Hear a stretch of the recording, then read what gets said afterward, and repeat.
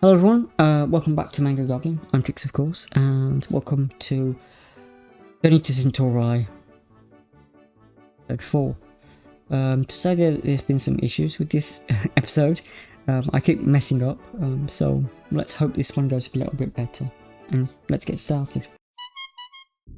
Captain, Pravin said.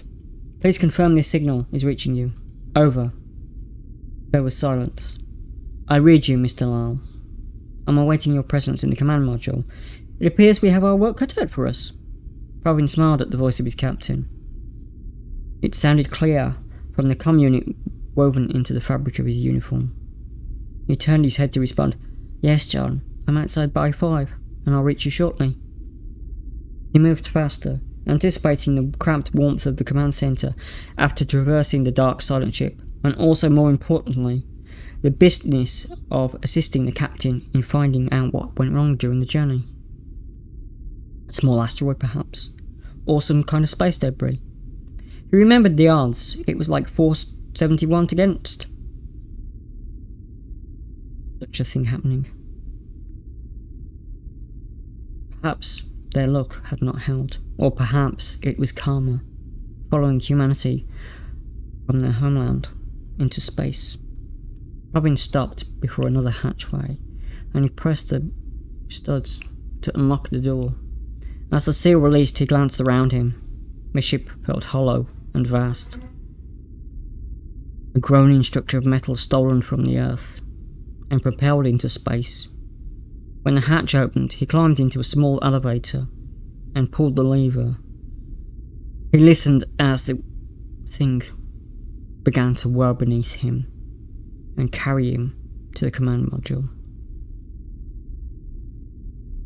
In the ship's periphery, he felt the gravity increase as the elevator moved towards the outer carousel of the ship.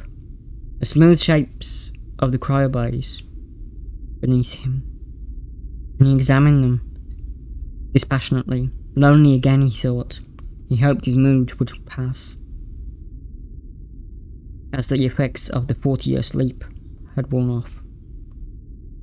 A session in one of the ship's gyropods would help him burn the poisons away, but he had no time for this. The elevator stopped, and he opened the hatchway. Then he finally reached the red command module hatch. Unusual.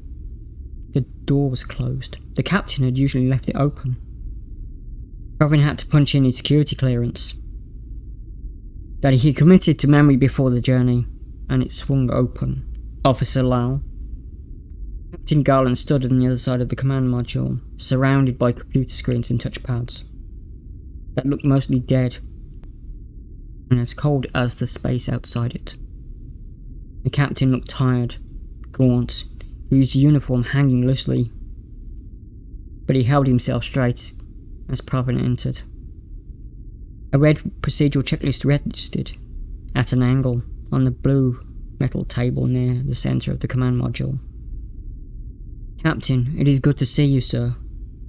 It feels only like yesterday, doesn't it, Pravin? The captain crossed his arms, and they shook hands. You and I believe this mission more than anyone. Now I'm counting on you to help me salvage it.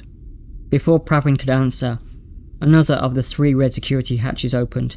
A slender form in the green uniform of the ship's scientist department pushed away into the command module and shook the dark hair from her face.